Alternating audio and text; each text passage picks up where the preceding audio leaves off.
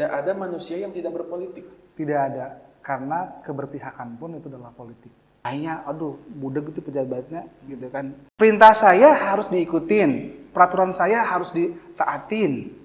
Masyarakat dipaksa untuk tahu keinginan dari pejabatnya. Punya uang, punya kekuasaan, punya link keluarga, mereka akan memilih saya. Baik, maka otomatis masyarakat menganggap agenda setting. Gak mungkin mikir kalau nggak punya informasi yang masuk dulu. Beliau terlalu banyak dibantu. Jadi bicaralah yang penting, bukan yang penting bicara. Jadi para pejabat punyalah media.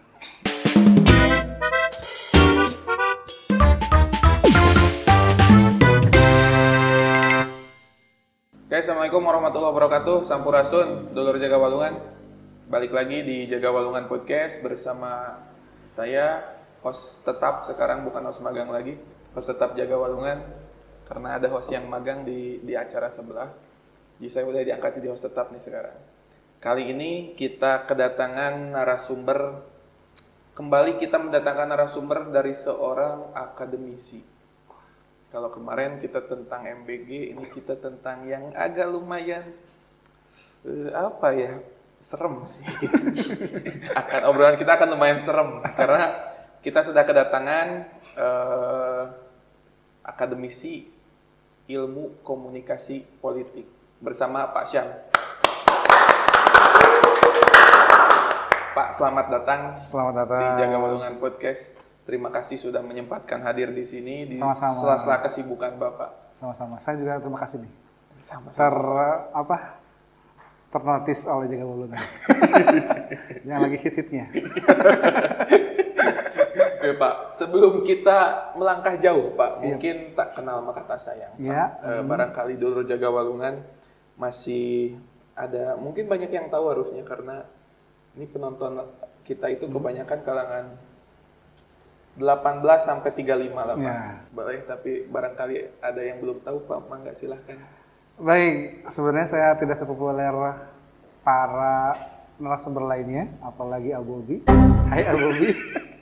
Tapi saya sering pernah beberapa kali ketemu sama beliau, event bareng. Tahun kemarin juga, awal tahun kemarin juga bareng sama beliau. Sering lah. Termasuk sering tuh lebih dari 3 kali ketemu ya. Jadi saya Syam, lengkapnya Samsul Arif Billah, gitu. Dan saat ini saya dapat amanah untuk menjadi dosen program studinya ilmu komunikasi, dan untuk beberapa mata kuliah memang saya mengampu mata kuliah yang tadi sama Pak Ali sebutkan, itu komunikasi politik, gitu. Bukan pure politik berarti? Bukan, komunikasi politik. Karena S2 saya juga tentang komunikasi politik, tesis saya tentang komunikasi politik, tentang gerakan politik, gitu ya. Terus beberapa penelitian saya, jurnal saya juga tentang komunikasi politik. Jadi tidak politik dalam arti politiknya, tapi ada tambahan komunikasi politik. Karena kalau politiknya terlalu umum, terlalu luas, nah saya bagian komunikasi politiknya. Kayak gitu. Nah, ini awal-awal Pak. Tadi saya menarik dari jawaban Bapak bahwa politik itu terlalu luas. Terlalu luas. Waduh, ada nasi goreng. Luar biasa Jaga Walungan. Sambil ngopi. Oh, sambil ngopi boleh ya? Aman, Pak. Oh, siap. Tadi kan kata Bapak politik itu terlalu luas ya Pak? Ya, luas banget. Luas banget. Akan tetapi Pak, mohon maaf, mungkin persepsi di diri saya sendiri, bahkan di beberapa teman-teman circle saya, mengartikan politik itu pada satu lingkungan kecil lah mungkin Pak.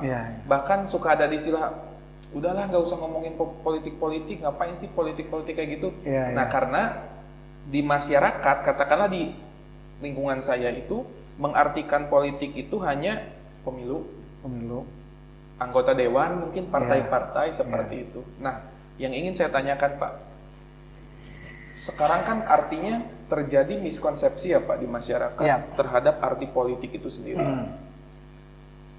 Kenapa bisa seperti itu Pak? Apakah kesalahannya mungkin terletak di para praktisi politiknya yang secara kurang baik komunikasinya menyampaikan apa itu politik mungkin ya ini mungkin bukan saya ya. atau mungkin dari seperti Bapak mungkin orang-orang komunikasi politik yang kurang ini karena di anak muda itu politik itu ya udah partai, anggota dewan, ya. Pemerintahan lah katakan seperti itu.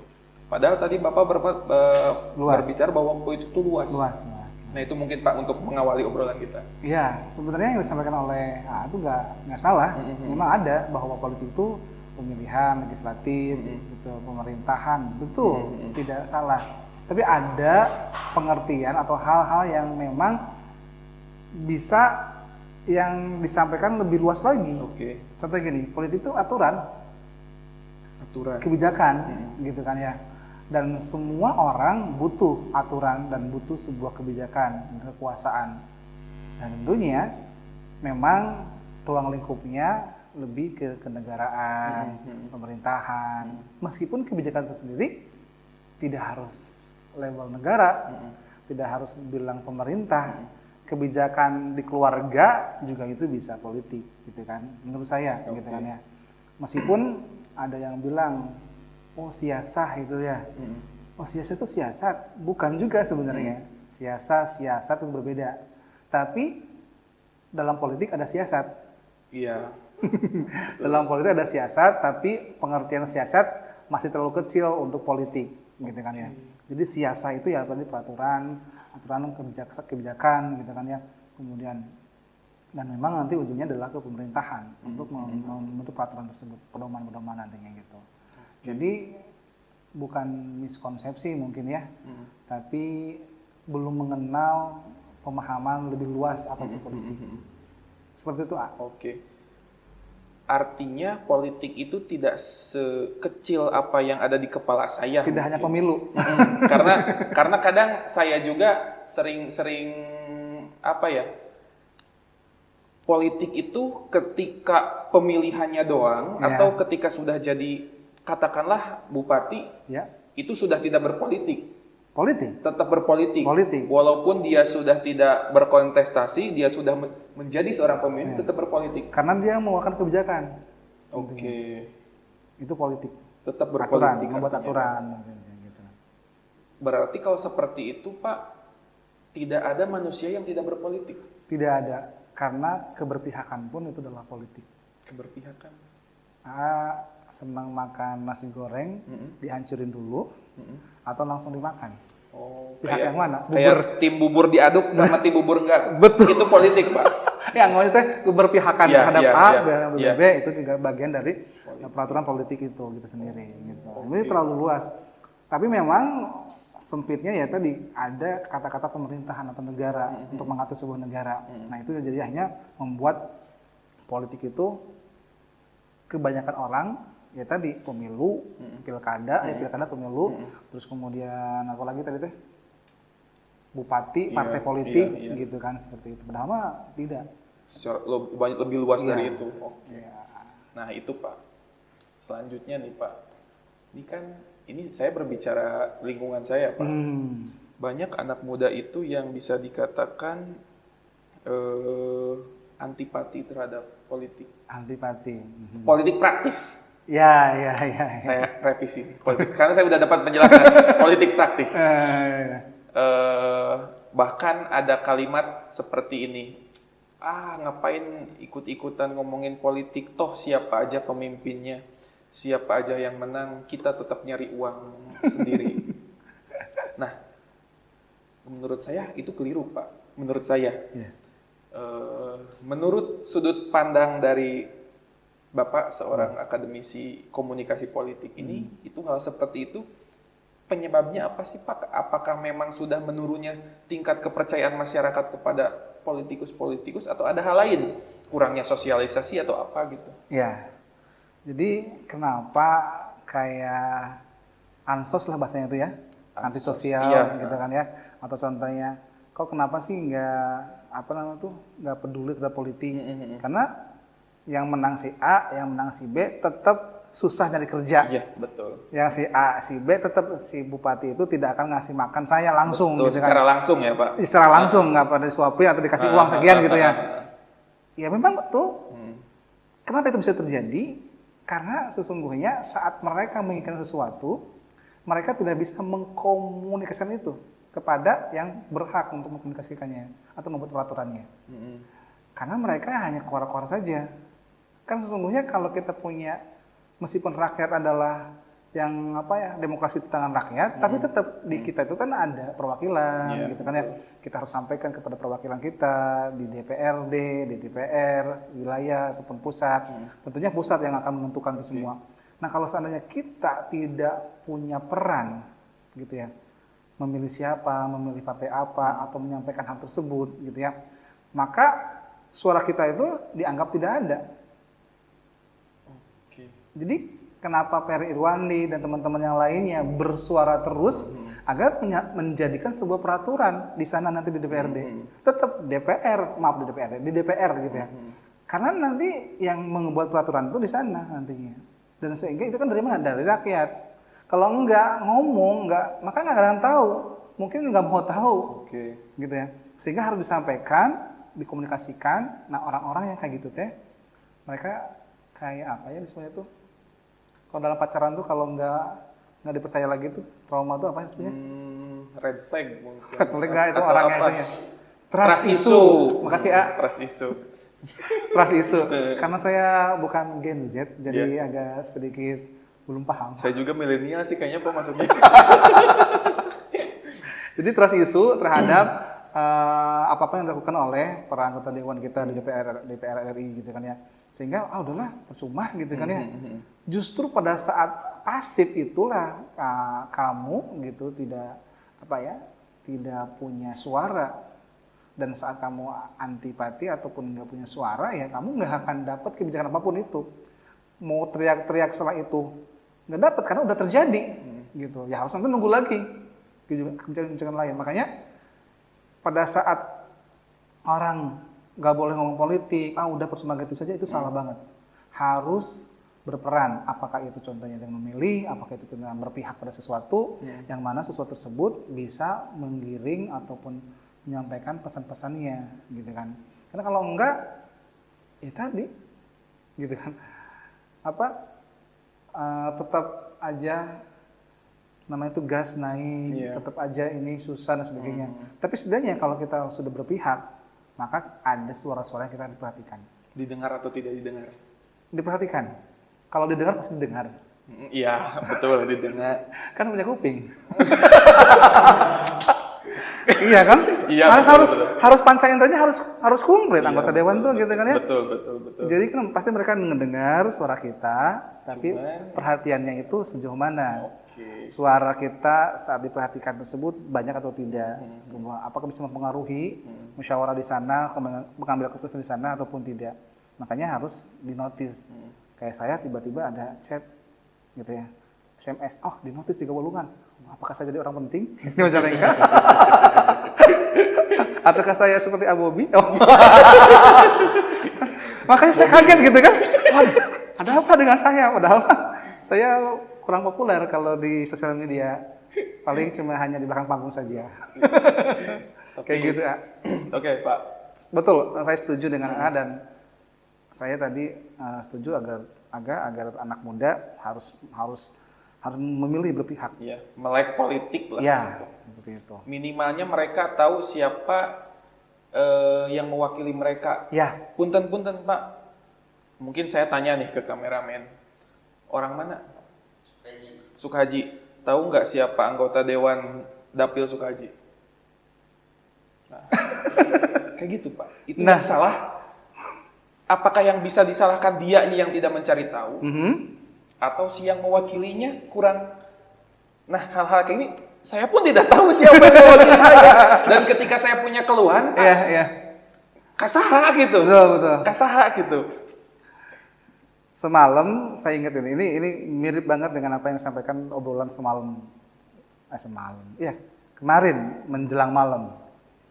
Kalau ada sebuah benda dan dua benda dan dua-duanya nggak bergerak, kira-kira akan dapat interaksi nggak? Enggak. Jadi apa harus yang mana yang bergerak? Yang A atau yang B atau salah satunya? Salah satunya bergerak. maka akan terjadilah pertemuan dan akan Iya. terjadi interaksi. Nah, AA itu kenapa nggak tahu? Bisa saja jadi informasi tentang caleg itu nggak nyampe ke AA, bisa saja jadi gerakan yang itu si aleg itu nggak nyampe ke AA, atau si AA nggak bergerak untuk mencari tahu tentang informasi tersebut. Makanya kalau sama-sama diem, apatis, ya nggak akan dapat. Oleh karena itu kita bersuara, oleh karena itu karena kita harus berpihak, meskipun pihak kita contohnya kok kurang tepat nih, pilihannya salah, kok nggak apa-apa. Yang pentingnya kita punya dulu keberpihakan, tentunya nanti lama-kelamaan akan belajar, gitu kan ya. Nah kalau bergerak pasti akan ketemu, dan di saat ketemulah maka kita akan sangat berterima kasih gitu kepada diri kita sendiri bahwa kita tuh memang ada loh manfaatnya hidup ini untuk memilih si A si B gitu kan. Karena kalau nggak bergerak nggak akan tahu siapa yang disalahkan. Ya saya juga nggak bisa nyalahin A, saya juga nggak bisa nyalahin yang aleg di sananya. Pergerakan mereka tidak bertemu. Jadi mana yang harus lebih ya siapa yang paling penting agar gerakannya bisa berdampak. Apakah alegnya? Wah saya harus berdampak banget nih. Berarti harus lebih punya niat yang suci gitu ya untuk daerahnya. Dia harus benar-benar banyak terus bergerak kepada rakyatnya. Tapi kalau seandainya rakyatnya peduli terhadap masyarakat, kelompok ataupun contohnya wilayahnya, mereka harus lebih cepat dan bergerak untuk mendekati para alegnya. Nah kalau dua-duanya bergerak itu lebih bagus. Salah satunya aja bergerak itu bagus. Nah kenapa kayak gitu? Karena tidak bergerak dan tidak bertemu. Makanya bergerak. Itu komunikasi. Iya, itu cicing wae, cicing wae. Iya, sama-sama bogoh. Sama-sama. Nah, betul Pak. Kalau diibaratkan ke hubungan pacaran nih. Iya ya. Ini suka ke sini, tapi nggak mau ngungkapin dua-duanya ya Pak. Nggak akan ketemu. Nggak ketemu. Harus bergerak salah satunya aja. Mengapa satu-satunya juga nggak apa-apa. Yang penting kan tahu. Katakan saja gitu kan. Tapi secara realistis siapa yang paling realistis untuk bergerak pertama Pak? Secara seharusnya lah. Seharusnya siapa yang pertama bergerak? Seharusnya masyarakat. Iya. Kayak gini ya. Pernah ada sebuah cita-cita seorang gitu kan. Saya ingin merubah dunia. Oke. Gitu kan. Tapi merubah dia punya nama aja di negara tersebut nggak dapat. Ya udah deh, saya akan ingin merubah negara, tapi di provinsinya dia nggak punya nama. Ya udah deh, saya turunkan lagi, saya mengubah kabupaten, tapi dia di kabupaten nggak punya nama. Ya udah, saya kecamatan deh, nggak juga punya nama. Ya udah, desa deh, ternyata juga dia nggak dikenal di desanya. Jadi apa? Di keluarganya atau di dirinya sendiri, siapa aku? Nah, berarti perubahan yang harus dilalui, diawali itu bukan si alegnya, ya, bukan juga sebenarnya si pemilihnya, tapi masyarakat yang ingin merubah satu individu tersebut. Maka kalau satu individu ditambahkan individu yang lain, mulai bergerak untuk merubah dirinya sendiri, maka akan dia merubah keluarganya, merubah desanya, kecamatannya, dan sebagainya. Sama ayah, kenal si Eta, tapi di tetangganya tuh dikenal. Oh itu, tapi nggak dibantuin, kan kasihan. Padahal kan sering nolong kan. Jadi efeknya gimana? Makanya berubahlah dari hal yang kecil. Berubahlah, bergeraklah dari apa yang paling dekat dengan diri kita, gitu kan. Dan tentunya jangan tarsok. Saat ini juga dirubahnya. Jangan nanti pemilu, gitu. Aku nanti nyalonin lah jadi anggota dewan. Nanti dulu kamu sudah punya perubahan kan dari diri kamu sendiri, gitu. Mandinya udah teratur enggak, gitu kan? Atau nggak pernah mandi, gitu. Atau parfumnya udah bagus enggak, gitu kan? Tahan 12 jam atau cuma 3 jam, gitu kan? Atau parfum yang 10 ribuan. Kena angin langsung hilang. Jadi masyarakat itu individunya nanti, itu yang penting. Jadi bukan si aleg, bukan juga si pemilihnya, tapi individu dan masyarakat tersebut yang harus bergerak duluan untuk dirinya nanti makin besar. Jadi jangan mimpi dulu yang gede, mimpi dulu bukan nggak boleh mimpi yang gede ya. Bergerak dulu dari yang paling terkecil, yang paling mudah. Karena kalau yang gede-gede susah, berat banget. Daki aja susah. Daki tahu? Daki. Oh, daki. Kirain itu mendaki. Daki kalau udah hitam susah dibersihin. Kenapa? Karena terlalu sering berada di sana berlama-lama dan gak pernah disabun, jadi hese, ngaruh warna. Orang Sunda bukan? Iya, orang Sunda. Ngaruh ruan? Iya. Susah. Gitu. Tapi kalau kita udah tahu ada debu di sini, kita lap dan selalu bersih. Insya Allah bersih dan segar dan putih gitu. Tapi kalau nggak pernah, ya jadi daki dan susah. Makanya jangan dulu ngomongin pergerakan yang besar, pergerakan kecil dulu lakukan. Meskipun sendiri. Berarti harus mulai dari diri sendiri untuk bergerak. Betul. Dari hal yang kecil. Kecil. Mulai minimal berarti untuk konteks yang tadi ya Pak, ya. Mencari tahu siapa sih dapil siapa saya. sih? Kan bentar lagi mau pemilu. Pasti tahu dong minimal 10 orang. Kita harus ngeh dulu dari awal. Pertanyaan awal Pak, emang milih tuh? Gak tahu lah sih sebetulnya milih tuh gitu. Pas nyolok saha gitu kan. Pertanyaannya itu dulu sebetulnya Pak ya? Iya. Kalau minimal nyolok harusnya udah tahu minimal partainya lah mungkin. Ya bisa. Partainya tahu orangnya siapa seperti itu. Jadi harus dicari. Nah, ini masih konteks yang tadi Pak. Katakanlah kita tahu nih, ini karena berdasarkan pengetahuan saya aja ya Pak. Iya. Misalkan kita tahu nih wakil DPRD untuk dapil saya itu si A. Ya. Cara mengkomunikasikan keinginan kita ke beliau itu bagaimana Pak? Itu nanya ke saya, atau A sendiri belum pernah berkomunikasi dengan anggota dewan? Belum pernah. Belum pernah, Pak. Ada keinginan untuk berkomunikasi? Ingin. Tahu rumahnya? Enggak. Bisa bertanya dong kepada contohnya partai ataupun contohnya tim sukses di sana. Berarti emang secara komunikasinya harus komunikasi secara langsung? Ya, karena kalaupun contohnya sosial media, berapa orang sih yang melek gen X gitu ya? Rata-rata kan gen S ya, kemudian adalah gen Y, milenial, gen Z masih sedikit, meskipun ada juga, tapi rata-rata tuh X, Y gitu kan. Kenapa sih orang-orang yang melek gitu kan? Para pejabat kita pun kan akan disuruh untuk aktif sosial media, disuntik like-nya. Bukan kata saya ya, tapi ada beberapa sumber-sumber yang saya nyampaikan. Kenapa? Karena engagement rate-nya tidak terbukti. Follower banyak, ternyata yang komennya sedikit. Oh, Bapak ini orang komunikasi soalnya. Saya. Jadi mempelajari apa ya?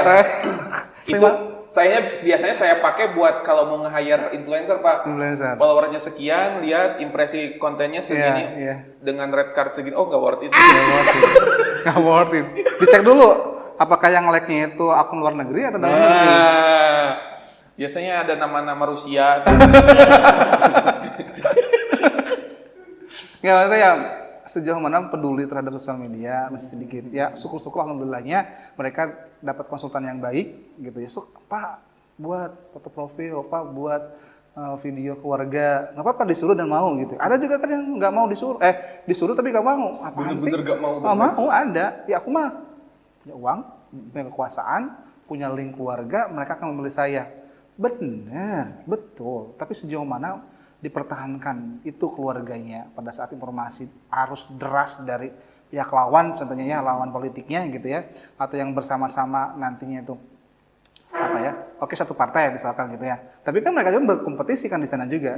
Si A mah lebih banyak muncul di informasinya gitu kan, informasi secara lisan oleh tetangganya atau dari sosial media atau berita-berita, itu akan lebih mudah mempengaruhi masyarakat karena cek saha itu kayak gitu teh, itu aja di TikTok, cek saha itu aja di Instagram, cek saha itu saya lihat di koran.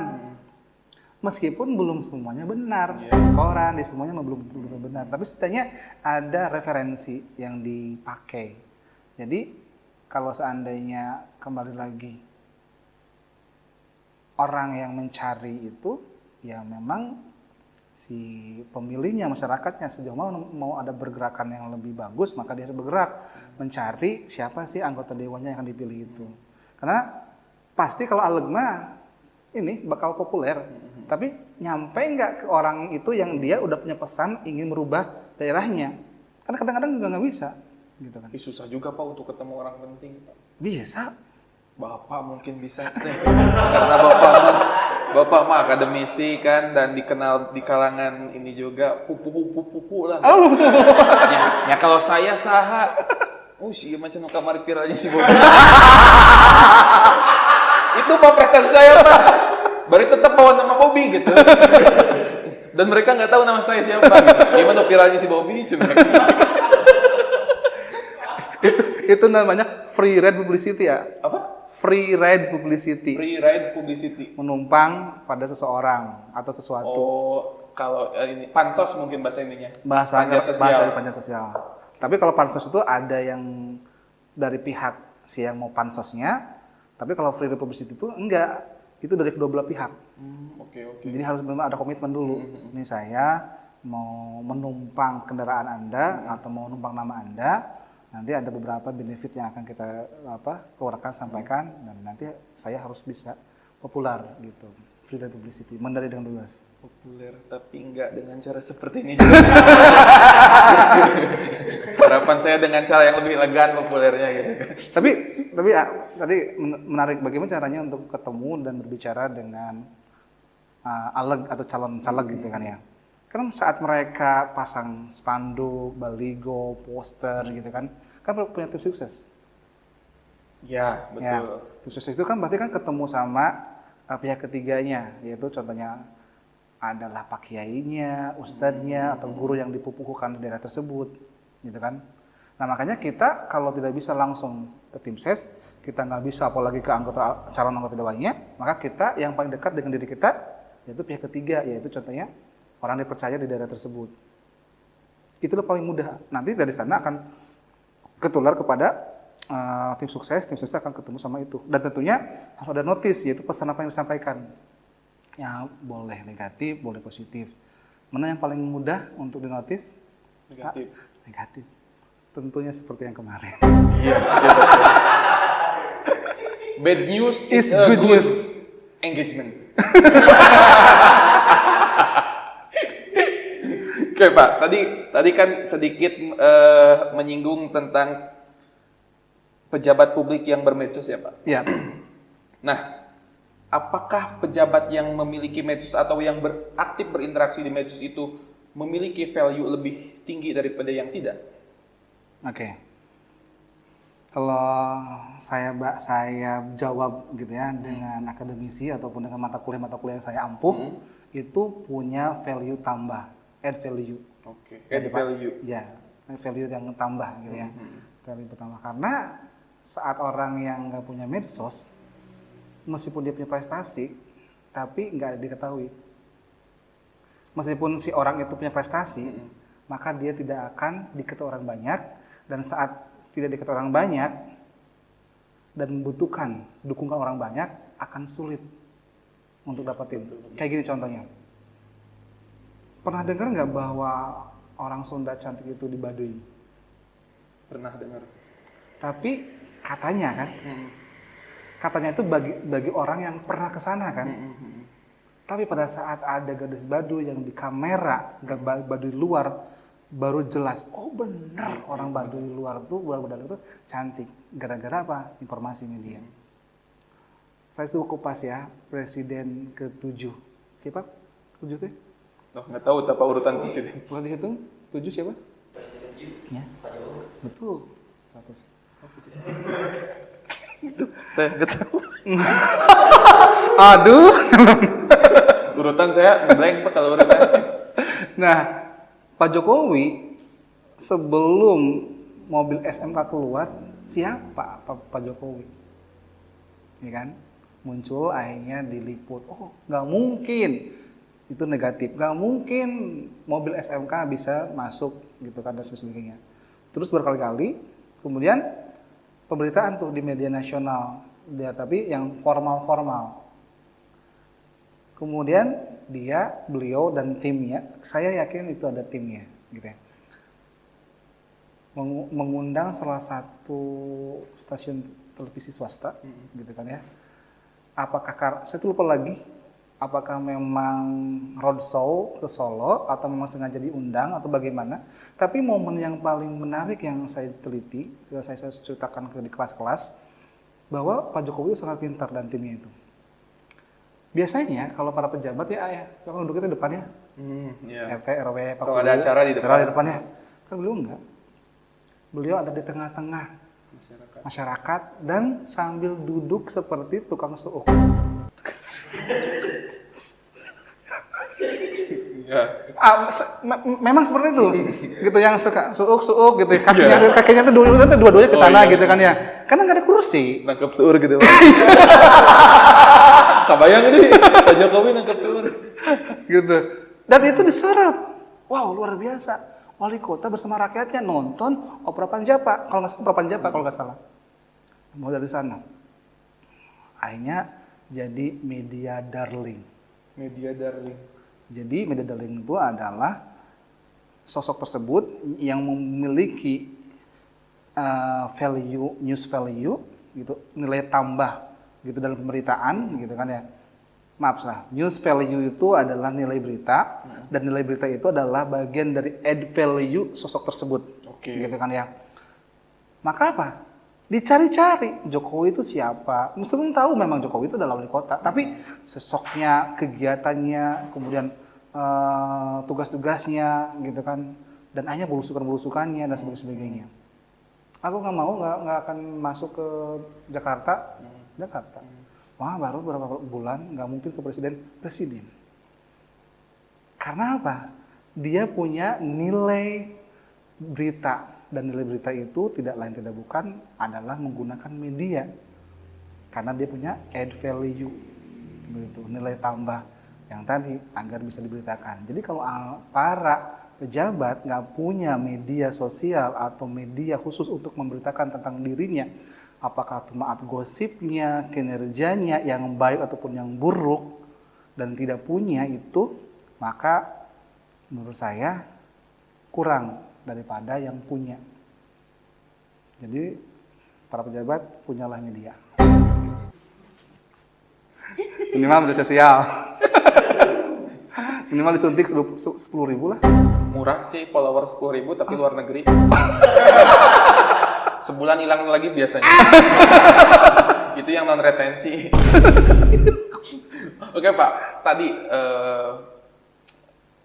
berarti pemimpin itu disarankan lebih baik untuk mempunyai media. Baik itu media sosial sendiri ataupun media khusus untuk meliput dirinya. Ya. Tapi Pak, dengan gampangnya akses media sekarang kepada pemimpin-pemimpin ini, katakanlah beberapa pemimpin sudah sering kita lihat aktivitasnya, kegiatannya, citranya.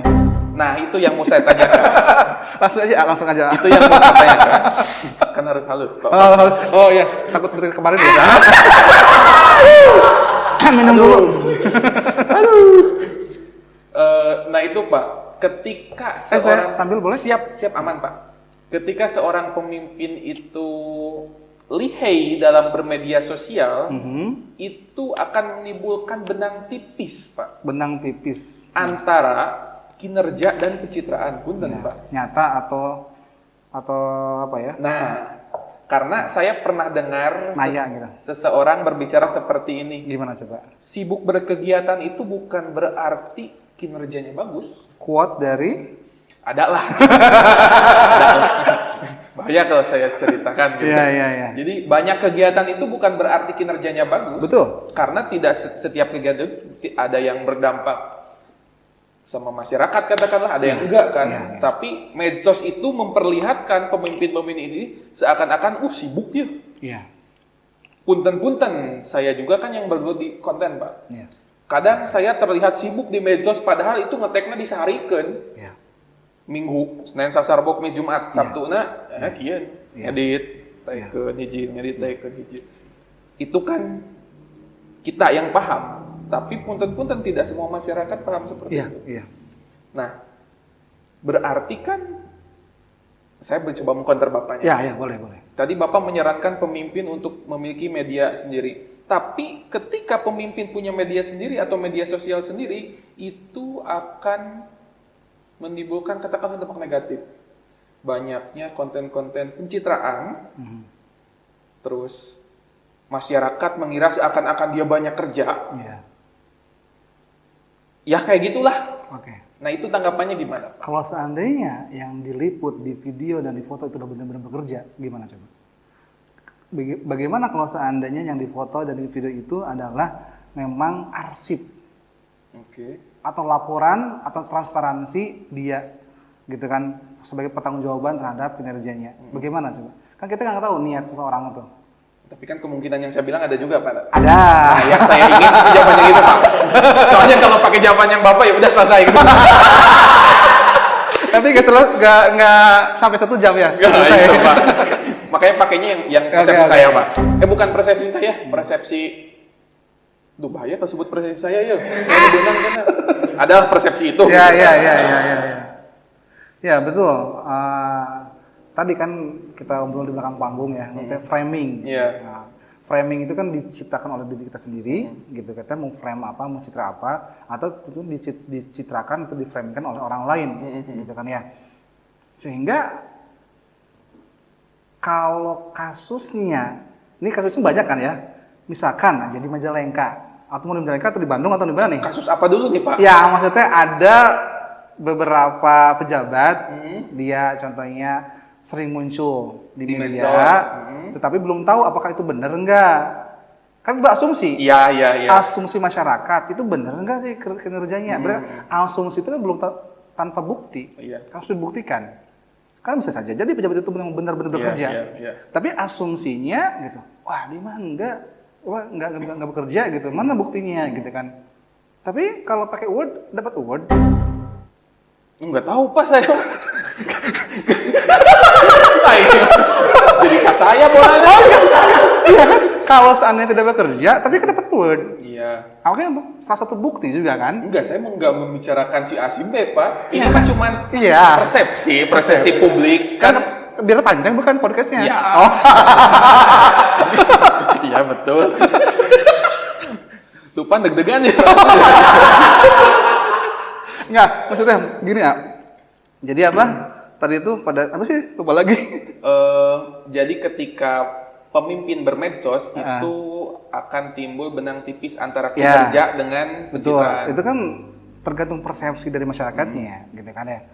Memang bisa seperti itu. Tapi kan pada saat pejabatnya membuktikan terus-menerus dan kinerjanya bahkan ada prestasi dan prestasinya itu dibuktikan dengan sebuah award gitu kan ya ataupun penghargaan kan tidak jadi salahnya juga.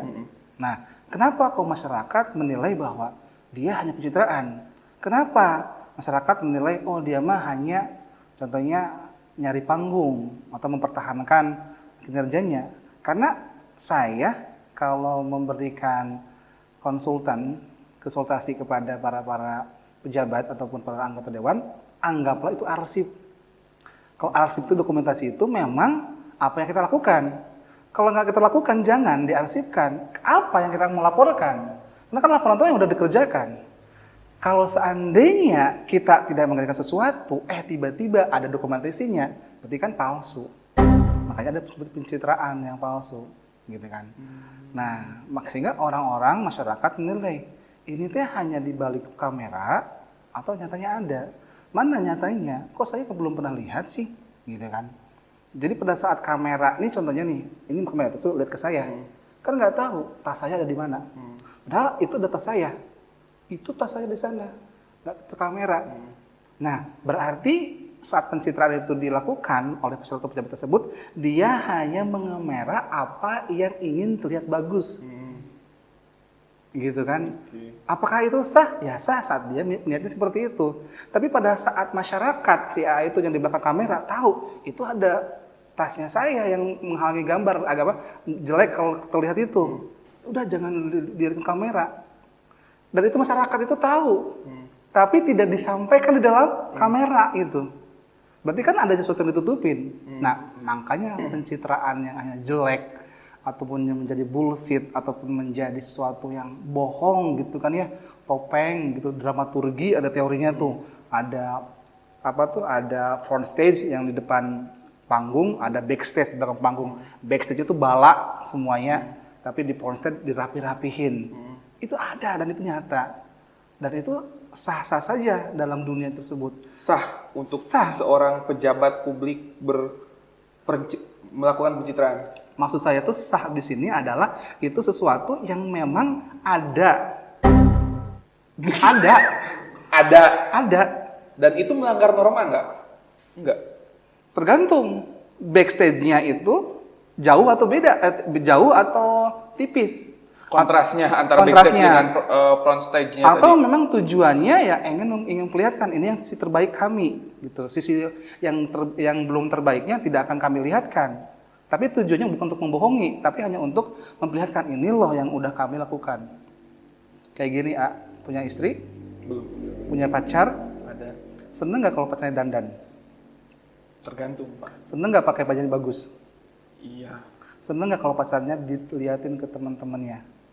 Nggak terlalu. Kalau pacarnya cantik, seksi, Oke, untuk kebanggaan, nih pacar saya. itu adalah front stage dari manusia dan itu sah-sah saja. Nah, pada saat pacar kita yang nggak pakai make up, nggak pakai baju bagus, jangan diajak nonton. Aduh malu, Oke, gitu oke, kan? dapat. Tapi apakah dia berbohong? Ya enggak juga. Tapi dia ingin memperlihatkan bahwa ini saja sih terbaiknya. Perkara nanti jauh banget dan ada niat untuk membohongi, nah itu yang salah. Itulah pejabat yang salah. Tapi kalau seandainya bahwa itu yang ingin kita memperlihatkan, ini yang sudah kami lakukan, yang belumnya kami sembunyikan dulu, nanti akan kami perlihatkan lagi pada saat sudah baik. Yaitu terukur, kemudian terprogram gitu kan. Seperti itu. Dan itu hal-hal wajar dalam dunia ini, apalagi politik. Yang salah itu ya tadi, ya apa, ngebohongin. Intinya mungkin masyarakat harus berhusnuzon ya, Pak. Betul. Bersusudan. Jangan oh iya mah, oh iya. Udah we husnuzon gitu. Sudah. Bahwa ini benar. Maksudnya, betul. Walaupun satu Banyak program kegiatan lari gitu ya. di-split jadi beberapa konten, jadi beberapa upload dan beberapa hari upload juga kan, yang penting husnuzon aja, Pak. Betul. Karena kan ada kemungkinan baiknya juga. Iya, tinggal cek aja siapa orang di belakang panggungnya yang bisa kita korek. Nah kalau benar-benar jauh, ya bisa kita jadiin bukti. Anda terlalu jauh antara front stage dan backstage. Anda berniat ngebohongin atau menunda tingkah laku Anda yang lebih baik lagi untuk nanti bertahap untuk dikasih tahukan orang lain. Kan orang yang dapat panggung lah, ya itulah yang akan tahu. Sengaja tasnya disimpan di sana karena kalau di depan ngehalangin kamera kurang bagus statistiknya. Tapi itu adalah diakui, itu adalah tasnya si narasumber, kayak gitu kan. Kayak gitu. Oke. Itu kita tuh lagi ngobrolin Media, ya, Pak. pejabat di Pejabat media, yang bermedia. boleh.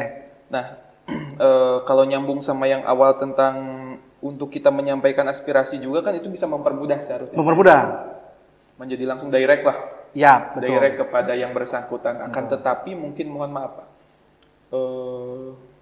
Tidak banyak tidak banyak pejabat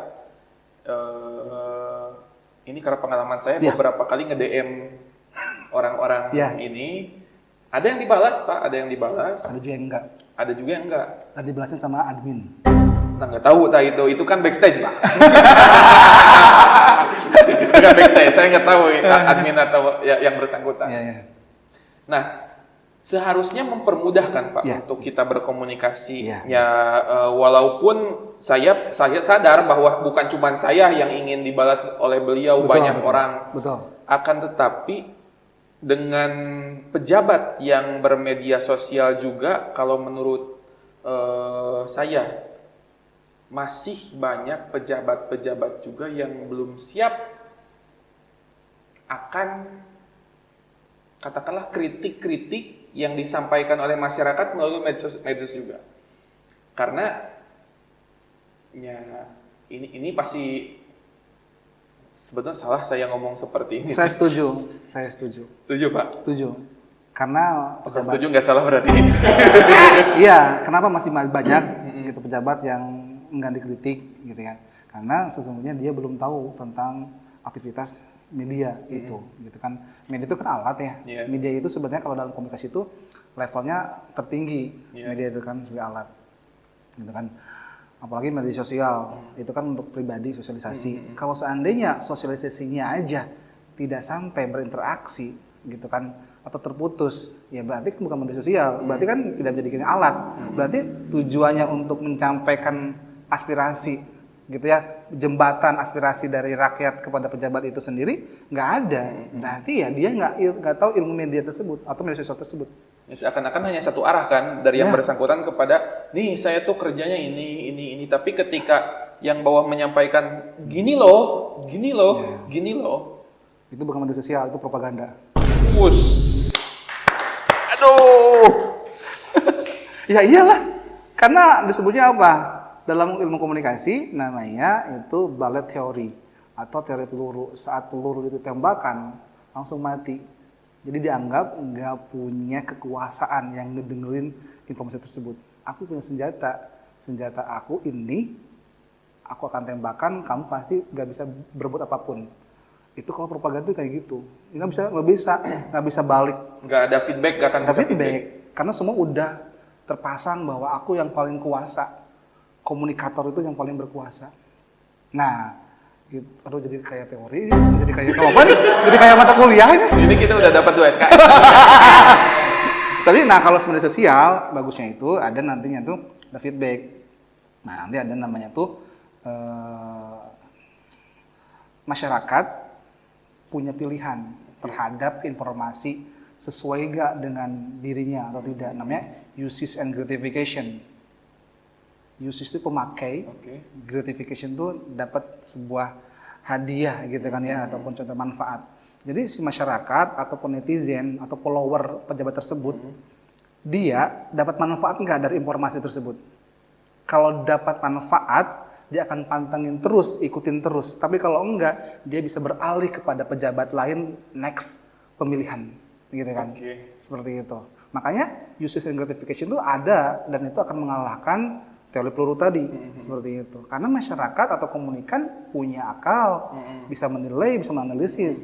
Jadi kalau beritanya nggak bagus, kalau informasinya nggak bagus, nggak sesuai, saat di cross check sama orang dalamnya, ordal atau orang di belakang panggungnya, ternyata ada yang disembunyiin dan itu sengaja dan itu bohong. Udah itu hancur dan akhirnya dia akan memilih informasi yang lain atau pejabat yang lain.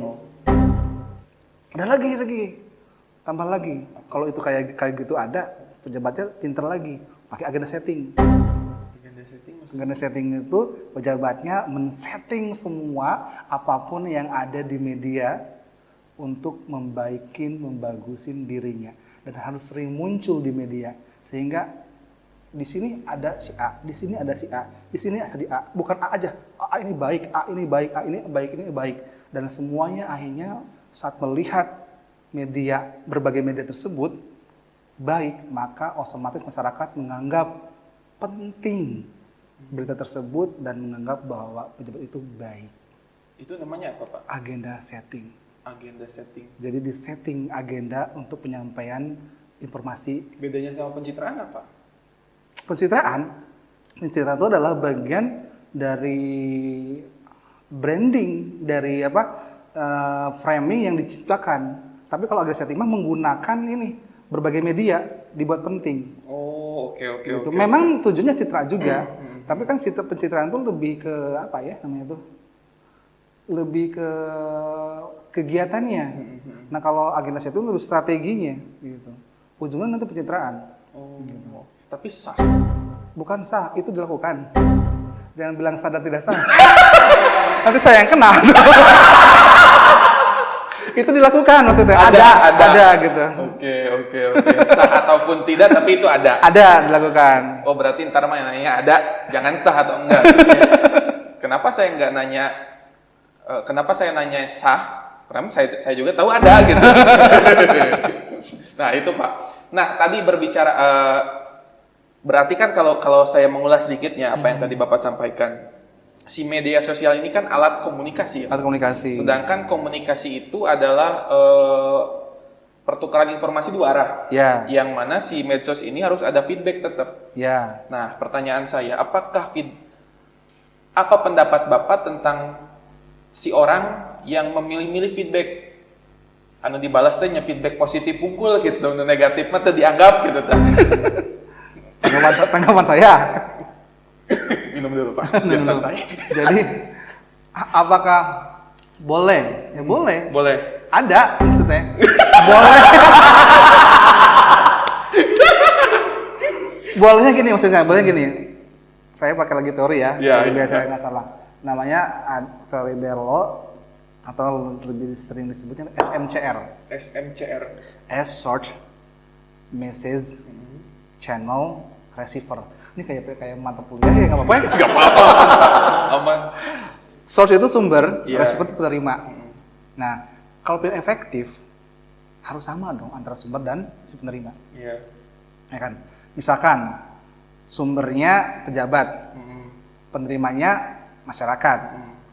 Berarti antara informasi yang disampaikan oleh si sumber ke masyarakat harus sama. Persepsinya harus sama. Saya pakai teori aja ya. Knowledge-nya harus sama, pengetahuannya. Attitude-nya harus sama. Oke. Keterampilan harus sama. Oke. Kulturnya harus sama. Kudu sarua we. Karena kalau nggak sama nggak akan nyampe. Iya. Bupati A, langsung bupati aja ya. Saat nyampein pesan itu harus tahu masyarakatnya tuh sesama dengan kepala pikirannya. Kalau dia nggak tahu kepala pikirannya dia bakal sama dengan masyarakat, ya si bupati harus tahu pikiran masyarakat agar pesannya bisa sama nyampe. Nah, kenapa ada yang milih-milih untuk disampaikan kepada orang tertentu? Berarti dia belum banyak kesamaan. Oke, Ya paham, kan? paham. Dapat poinnya. Nah, terus baliknya lagi, netizen, gitu kan? Netizen contohnya posisi sekarang lagi sumber nih, Pak di Cingambul ada iya, Pak Cikijing ada iya, gitu kan? Pak di sini, gitu kan ya? Laporan tuh, dan sebagainya. Tapi posisinya si masyarakat itu nggak tahu pengetahuan bupati tersebut, attitude-nya, skill-nya nggak paham, gitu ya. Apakah masyarakat harus naik, ataukah si bupatinya yang harus turun? Kalau tujuan dari masyarakatnya sebagai sumber, gitu kan, atau sebagai pemberi pesan, bagusnya dia harus menyesuaikan bupati orang itu cukup mahir pengetahuannya, seperti apa sih kulturnya, seperti apa sih attitude dia, samakan dulu agar keterima dengan baik. Makanya kenapa ada pejabat, astagfirullah, pejabat yang tidak mau mendengar masyarakatnya, karena masyarakatnya bisa saja nggak tahu kultur ataupun budaya ataupun pengetahuan dari bupatinya. Tidak setara lah knowledge. Setara, jadi kita nyampe frekuensinya. Gitu. Berarti syarat komunikasi itu harus yang setara. Harus sama. Itu syarat mutlak. Pasti mutlak. Berarti ketika ada miskomunikasi, nggak sama. Itu ada perbedaan frekuensi katakanlah mungkin. Makanya kalau seandainya pejabat milih-milih, berarti dia hanya mau berkomunikasi dengan frekuensi dia. Dapat poinnya. Oh, berarti kalau dia senang, itu yang dia ambil. Dapat poinnya. Nah, berarti frekuensi kita sama. Tapi belum tentu nanti penonton frekuensinya sama. Itulah media sosial ya Pak ya. Ya mungkin Bapak orang komunikasi kan paham ya Pak, yang namanya di media sosial itu kan kita maksudnya A, kadang-kadang jadi P, jadi S gitu. Iya. Kalau boleh saran mungkin gini. Jadi kalau siapa yang mau didengar atau siapa yang efektif itu dulu yang memulai menyesuaikan. Karena ini contohnya saya ingin dapetin sesuatu dari AA. Saya tuh harus tahu dulu. Nah, itu pengetahuannya tentang sesuatu itu kayak gimana. Attitude-nya kayak gimana, keterampilannya kayak gimana, kulturnya kayak gimana, budayanya kayak gimana. Harus tahu tuh, ada 5 poin kurang lebih. Nah, kalau udah tahu, saya ngomongnya, bicaranya, berkomunikasi tentang hal-hal yang AA tahu dan sama. Apakah saya naikin level saya agar sama dengan AA, gitu kan ya? Ataukah saya itu udah lebih tinggi daripada AA, saya rendahin pengetahuan dan sebagainya agar nyampe. Supaya tetap setara. Nah, Biasanya bila mana pejabat gitu ya, dia fokus terhadap yang dia miliki saja, sedangkan masyarakatnya tidak ada di level dia, misalkan masyarakatnya di bawah level dia, dan pejabat itu masih di level atas, nggak akan nyambung-nyambung sampai kapanpun. Caranya bagaimana? Turunkan, lihat penderitaan, lihat apa kemampuan masyarakatnya, dia harus sesuaikan bahasanya semuanya dengan masyarakat. Maka akan pasti nyambung. Berarti harus yang atas yang ngalah. Bukan atas, yang mau efektif komunikasinya. Kan biasanya kan pejabat yang ingin didengar. Perintah saya harus diikutin, peraturan saya harus ditaatin. Tapi kan mungkin mohon maaf Pak, Iya. Saya potong. Dengan ini persepsi saya yang di orang yang bukan orang komunikasi Pak. Iya, iya. Yang teori yang tadi itu Pak, itu bisa digunakan untuk komunikasi konvensional, katakanlah yang langsung ketemu face to face segala macam. Ketika kita berkomunikasi di media sosial Pak, katakanlah kita melempar suatu opini di media sosial yang bahkan range level yang tadi itu bisa sangat jauh. Nah kita nggak tahu kita harus nurunin selevel apa nih untuk bisa menjangkau level yang maaf bawah. Itu kan abu-abu pisan Pak. Kalau misal bisa dikatakan nggak itu resiko bermedia sosial Pak? Bisa. Karena kita kan nggak tahu range followers kita itu di level yang mana. Ketika kita menurunkan level pun untuk bisa setara, tapi kita nggak tahu range bawahnya tuh sampai mana. Sejauh mana obsesi kita ingin efektif komunikasi kita? Sejauh mana Obsesi kita ingin efektif komunikasi kita. Kalau obsesinya nggak ada obsesi ataupun sedikit obsesinya, nggak ada lah contohnya. Dia nggak akan berusaha untuk bisa menyamakan. Saya tuh bogoh contohnya ke seorang perempuan. Level saya, contohnya pengetahuan saya dan sebagainya, misalkan maaf ya, S2. Dia masih mahasiswa, mahasiswi ceritanya. Saya nggak bisa menggunakan bahasa S2 saya untuk menggoda atau membuat cinta saya diterima kepada si itu. Kan saya pingin ya. Jadi saya harus menyesuaikan. Sejauh mana saya pingin dapetin cinta dia, saya yang berusaha untuk menyesuaikan. Masa dipaksa, kamu harus sekolah dulu S2 ya, biasa selevel dengan saya. Lama teuing. Gitu. Emang dia mau diperintah, kalau dibiayain gimana?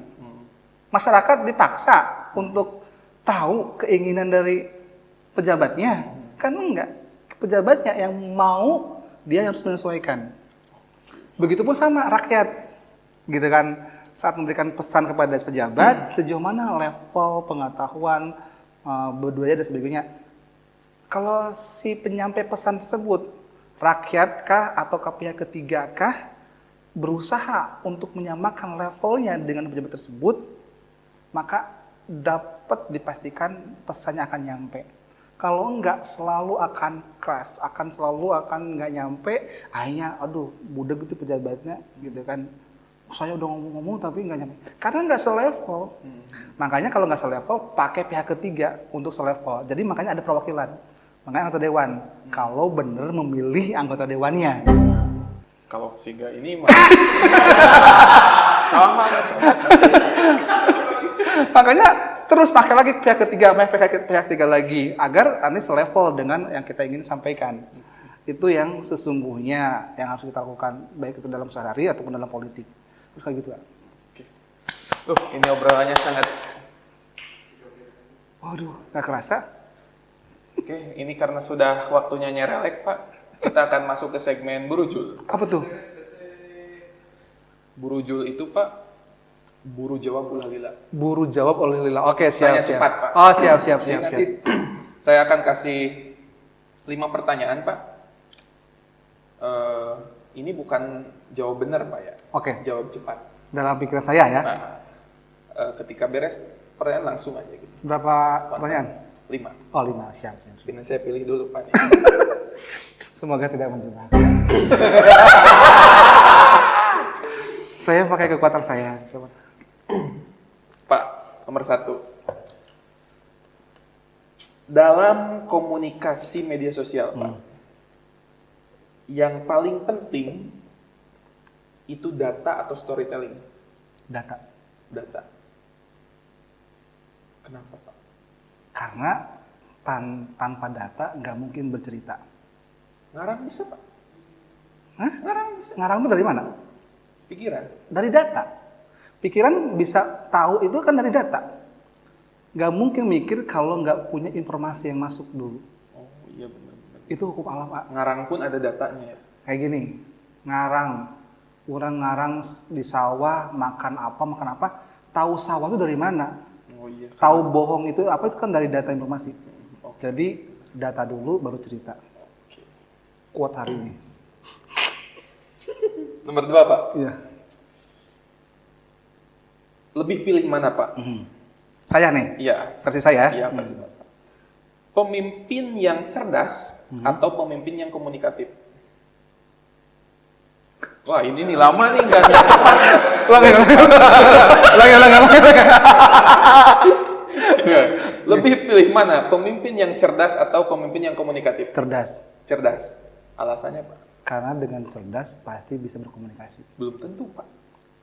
Soal komunikasi sama saya, bisa nggak nyambung kalau nggak cerdas. Karena yang penting itu adalah membicarakan yang penting, bukan yang penting bicara. Komunikasi bisa saja asbun. Kan asbun itu nggak penting. Tapi kalau kita cerdas, kita ngomongnya tuh yang penting-penting. Makanya pemimpin yang cerdas itu pasti komunikasinya akan bagus. Salah, saya dosen komunikasi. Iya, lupa. Pak Syamil dosen komunikasi. Oke, Pak, nomor 3. Waduh, ini bahaya sebetulnya. Pak. Nggak apa-apa. Aku tameng. Lebih penting mana, Pak? Narasi atau figur? Narasi. Narasi. Alasannya? Karena figur bisa dibuat oleh cerita. Figur bisa diciptakan oleh narasi. Ya. Cerita itu kan narasi. Jadi figur, AA ingin disebut AA itu ganteng, kan diobrolin dulu. Iya. Nasi goreng ini ingin disebut bahwa ini enak, kan diomongin dulu. Tanpa narasi, maka figur itu gak akan dibentuk. Figur itu dari cerita, dari narasi. Ayo, mana katanya yang itu, yang apa? Yang panas. Oke, nomor 5 ada Bapak. Oh, boleh. Nomor 4, Pak. Lebih efektif mana? Ini efektif berbicara untuk ke hasil ya, Pak. Oke, outcome. Konteksnya untuk hasil. Organik atau buzzer? Organik. Kan lama, Pak. Susah lama. Hasil kan? Organik. Pernah tahu nggak bahwa sekarang jualan itu tidak tergantung pada views-nya, tapi kepada manfaat yang disampaikan oleh si video itu, jualan tersebut. Iya, betul. Gitu. Jadi meskipun views-nya sedikit, tapi selling-nya bisa banyak. Iya. Itu yang sekarang terjadi algoritmanya. Semakin di si video tersebut menyampaikan kebutuhan dari netizen, maka dia akan banyak beli. Gitu, meskipun tidak banyak yang nonton. Seperti itu. Jadi saya pilih organik daripada buzzer. Karena nanti pada saat itu ceritanya betul, ceritanya nyata, nanti akan muncul tuh para pendengung-pendengung yang sukarela. Nah, nanti disebutnya itu adalah publisitas. Publisitas. Pure publicity nantinya itu. TN publicity dan sebagainya. Karena keaslian itu akan menyampaikan ceritanya tersendiri. Oke, mungkin kalau bisa nyebutin case kayak untuk sekarang itu konten Pak Deddy ya. Dari mana nih? Pak Deddy Mulyadi. Oh, dari buat gubernur. Karena saya itu lebih sering nonton KDM itu dari akun-akun orang, bukan akun Pak Deddy-nya. Itu asli maksudnya? Iya kan? Soalnya saya juga sering repost sih. Maksudnya semua yang disampaikan di Pak Deddy di akun-akunnya asli gitu? Asli. Kan harus susun, Pak. Oh, iya. Anda tidak terjebak. Udah dapat tuh SKS masih terjebak. Terakhir, Pak. Iya. Ini pasti Bapak udah pernah dengar pertanyaan ini. Apa tuh? Haji Karna atau Haji Eman? Ulangi lagi. saya kerucutkan Pak. Iya, iya. Dalam segi komunikasi politik, Oke. Bapak lebih prefer gaya komunikasi politik Haji Karna atau Haji Emin? Haji Karna. Alasannya Pak? Karena dia good listening dan good performance. Berarti yang sekarang nggak good listening Pak? Kan saya ngebandingin. Anda yang membandingkan. Pertama, Oke. guru, ya. Iya, guru. Dia sering banyak mendengar dan dia baca. S3 bro, Iya. gitu kan? Ya kan? Berarti kan betul. sebodoh-bodohnya S3, S3. dia pasti banyak baca untuk membuat disertasinya. Iya, betul. Seperti itu. Meskipun saya belum S3, saya S2 juga banyak referensi saya. Waktu S1 saya di Unpad juga banyak buku-buku yang saya pakai untuk membuat sebuah skripsi gitu kan. Zaman dulu kan kualitatif saya. Iya. Nah, sehingga dengan banyak membaca, dia akan dapat informasi di sini dan dia akan nyampein gaya komunikasinya. Nah, biasanya orang-orang yang banyak informasi yang masuk, maka dia akan bagus komunikasinya, gitu kan ya. Nah, Pak Karna salah satu kalau dibandingkan dengan Pak Eman ya, good komunikasinya Pak Karna. Gitu kan. Walaupun Pak Karna dalam bermedsos tidak terlalu aktif. Tidak. Sebenarnya Pak Eman juga nggak aktif. Aktif Pak. Aktif itu adalah timnya Emang iya yang Pak? menyuruh. Oh, itu. Iya. Saya baru tahu nih. Ya karena semua pejabat itu kan ada belakang panggungnya. Oh. Kan saya ngomong. Apa ada memang setiap dan memang sekarang lebih banyaknya Pak Eman bagus di belakang itu. Pak Karna nggak pernah, meskipun mulai dulu muncul gara-gara pilkada yang kedua, gitu kan? Yang terakhir ini, gitu ya, yang terakhir itu pun dibuat gitu kan oleh tim-timnya. Jadi tanpa media sosial komunikasinya Pak Karna lebih banyak, lebih bagus. Terus Pak Eman dia juga bermedia sosial, dia juga bagus timnya gitu kan. Tapi keduanya tidak bermedia sosial karena semuanya di setting untuk bermedia sosial. Oke. Nah, ini pertanyaan rujukan Pak. Kalau Pak Deddy Mulyadi itu dia sama juga oleh tim. Apa tadi kan Bapak bilang kalau Pak Eman itu tidak bermedia sosial, tapi disetting oleh timnya Ya. untuk bermedia sosial. Ya. Kalau Pak Deddy Mulyadi Sama. Beliau juga diawali di Purwakarta seperti itu, kayak gitu. Disetting sama timnya. Makanya kan punya YouTube. Dia bahkan uang untuk harusnya untuk publikasi di media, dia pangkas. Dia lebih pede menggunakan YouTube-nya, gitu kan. Sekarang juga anggaran-anggarannya kan banyak yang sedikit, karena dia sangat-sangat percaya diri dengan media yang dia miliki. Waktu kampanye juga sama. Misalkan contohnya banyak berita negatif tentang Pak KDM, itu dijauhi oleh wartawan, misalkan gitu kan ya.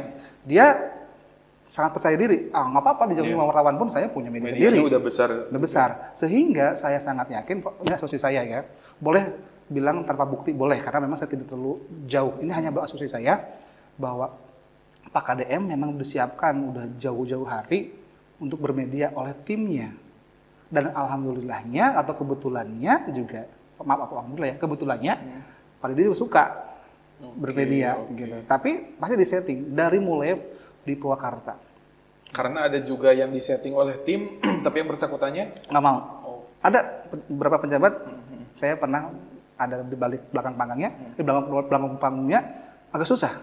Harus dirayu baru hanya bisa. Itu pun cuek gitu kan. Oke, itu dia Bu Rujul bersama Pak Syam. Kita terakhir Pak segmen Jati 5. Aduh, ada lagi segmennya. Jati 5 ini Jawarati 5 Pak. Oh, apa tuh?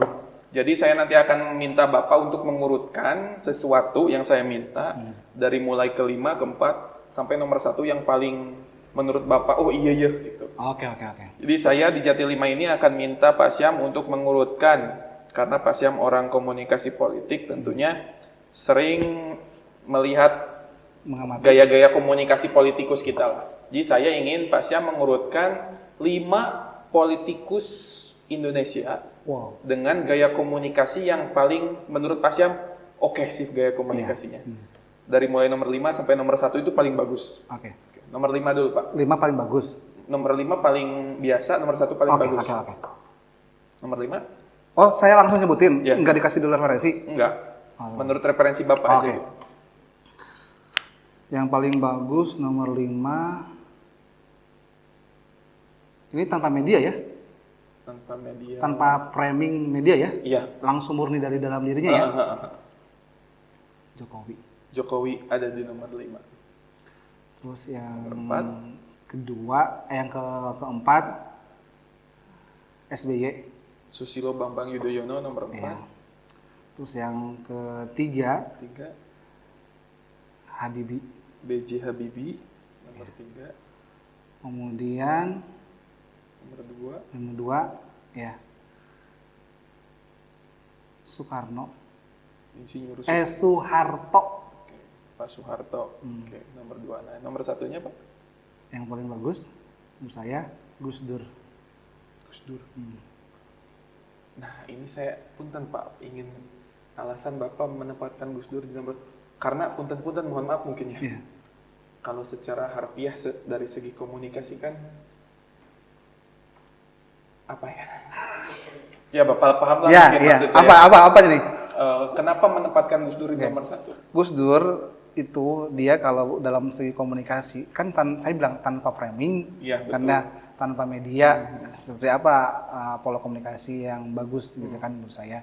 Gus Dur kenapa di awal pertama saya sampaikan karena dia tahu makna yang ingin disampaikannya gitu kan, meskipun kata-katanya itu akan menyakitkan, tapi akan disadari pada saat sudah terjadi. Oke, paham, dapat poin. Gitu. Nah, sedangkan yang tadi saya sebutkan itu banyak dipropaganda dan dibesar-besarkan. Karena sesungguhnya ada di bantuan-bantuan itu teh. Gitu kan. Ya, boleh nanti dicek siapa yang nggak saya sebutkan gitu kan ya. Terus yang kedua siapa? Yang kedua itu dari Soeharto. Soeharto. Beliau meskipun textbook, beliau tuh smelling of general. Komunikasi nonverbalnya nonverbalnya ya. Hanya dengan senyum jenderal dia, meskipun dia seperti sumringah, tapi penuh makna dan bahkan orang yang tahu merinding melihat senyumannya. Saya juga masih merinding sekarang. Kalau saya sih belum mengalami ya Pak, masa-masa. Oh, belum Pak tahu. Soeharto, belum. Tapi pernah lihat berita-beritanya? Iya, kalau video-videonya Dia. ini. Saya lahir 97 Pak. Oh, ya. Saya 83. Yang ketiga siapa? Tadi itu B.J. Habibie. B.J. Habibie. Nah, beliau bagus gitu kan ya, meskipun banyak apa konteks yang harusnya beliau sampaikan, tapi kurang dipahami oleh audien, hanya dipahami untuk orang-orang tertentu dan selevelnya. Oke. Makanya banyak yang miss dan banyak yang menyepelekan beliau. Ya, artinya kembali lagi harus level ya Pak. Selevel. Terus yang keempat SBY. SBY dia hanya berusaha untuk membuat dirinya itu terlihat bagus gitu kan, dengan posisi dia seperti itu jenderal, dan dia ya aman, selalu aman gitu kan. Jokowi kenapa di terakhir yang saya sampaikan, beliau terlalu banyak dibantu Media. orang-orang di belakangnya dan tentunya media. Kok kenapa nggak ada Soekarno gitu kan ya? Karena Soekarno sebelum sekarang media lebih bagus, itu di sana lebih bagus lagi zaman dulu, oleh media asing, oleh RRI dan sebagainya gitu kan. Seperti itu. Dan sejarah berperan atau mendukung beliau gitu kan, sehingga membuat kayak proklamator. Tapi kalau untuk saya nggak ada dalam list itu. Sejarah ditulis oleh pemenang. Oke, udah kita tutup. pertanyaan terakhir untuk menutup segmen. Wah, banyak banget. Ya, seberapa terakhirnya? Pak, ini mungkin karena basic akademik Bapak kan di komunikasi politik ya Pak. Saya minta Bapak untuk memberikan sedikit speech atau kalimat-kalimat. Barangkali ada pemimpin kita yang nonton atau calon pemimpin kita yang menonton. Harus seperti apa sih berkomunikasi sebagai seorang pemimpin yang katakanlah secara teori harusnya seperti itu. Ya. Mengapa? Jadi sebenarnya sudah di-spill dari beberapa kali tadi. Jadi bicaralah yang penting, bukan yang penting bicara. Karena itu menunjukkan bahwa kamu itu penting atau tidak, gitu kan. Kalau penting bicara ya gampang. Orang yang tidak berpendidikan bisa ngomong, gitu. Tapi ngomongnya nggak penting. Tapi kalau orang yang berbicara penting akan selalu diingat dan berdampak, meskipun hanya satu kali. Seperti itu. Jadi bicaralah yang penting, bukan yang penting bicara. Itu pesan untuk Para para pejabat. pejabat dan calon-calon pejabat. Ya. Nanti ini akan saya potong buat jadi bikin quotes gitu, pakai musik-musik gitu. Oke Pak, hatur nuhun, terima kasih banyak Sama-sama. untuk waktunya. Kita udah ngobrol-ngobrol. Buat Dulur Jaga Walungan juga terima kasih yang sudah nonton sampai akhir. Kalau merasa video ini bermanfaat, bisa di-share ke saudara, teman, rekan kerja, ataupun kerabat-kerabat. Tinggalkan komentar, jangan lupa di-like, di-share, di-subscribe. Terima kasih sudah nonton. Pak hatur nuhun sekali deui sudah menemani saya ngobrol. Niatnya kita ngobrol sambil makan, tapi lupa makan enggak. Jadi terima kasih semuanya. Kita mau lanjut makan dulu. Dadah.